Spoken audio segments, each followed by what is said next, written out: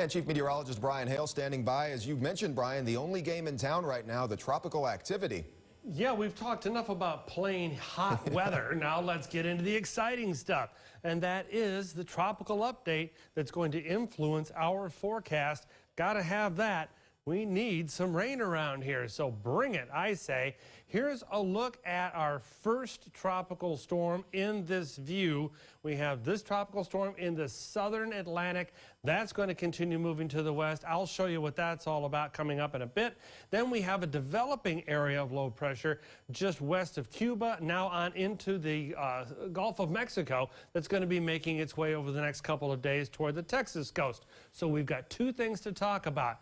Okay, let's talk about the first and closest one. This area of low pressure known as Investigation 91, forecast solutions all fan this out potentially to move on toward the Texas coast, say from Kingsville on up towards even on up into Louisiana, really, but the tightest bundle is on up towards, say, Victoria, north and south, kind of wedged south of Port Aransas, all of that right on up in there. That's where we expect this to head, and it has about an 80% chance of becoming something more like a tropical depression or a tropical storm. So we're going to keep an eye on that, and there's two parts to that. As it moves across the Gulf, we'll be on the far side, the far west side. That's why I call it the west side story. That's where the sinking air is. That's where it's hot. That's where it's dry. That's where it's not so nice. On the east and northeast side, that's where it's rainy and wet. Now let's watch this all unfold with Futurecast. Again, from now on through Thursday, you can see not much going on our end, just a 20% chance for a couple drips and drops. But notice behind me, the low is coming.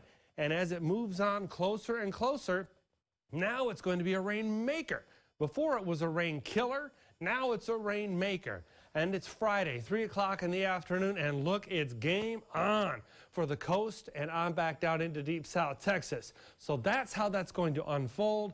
Time through the next several days. Rainfall potential, look at that, maybe up to a couple of inches of rain near the coast, even up to an inch on inland into the upper valley through Saturday. Good deal. Now, Gonzalo, the tropical storm I was talking about in the southern Atlantic, is forecast to become a hurricane, Category 1, and then keep moving west, and then die down to a tropical storm south of Haiti by Monday of next week.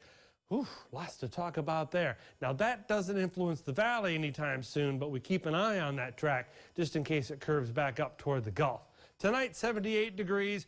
Heading off tomorrow morning, your commuter forecast, about 78 to 80 degrees with partly cloudy skies. And then tomorrow's high, 98, a wee chance for a shower, like a 20% chance, nothing to really brag about. Again, we're on the far west side of that low, so not expecting too much rain and expecting plenty of heat across the Rio Grande Valley as a result. If you're going to head out onto the water, make sure that you know it's going to be a little bit hot out there. Again, that chance for showers increases on into the weekend, and I'd love to see that. If that low plays ball and comes in like near Corpus, we could get pretty wet this weekend. And that's a look at your 7-day forecast.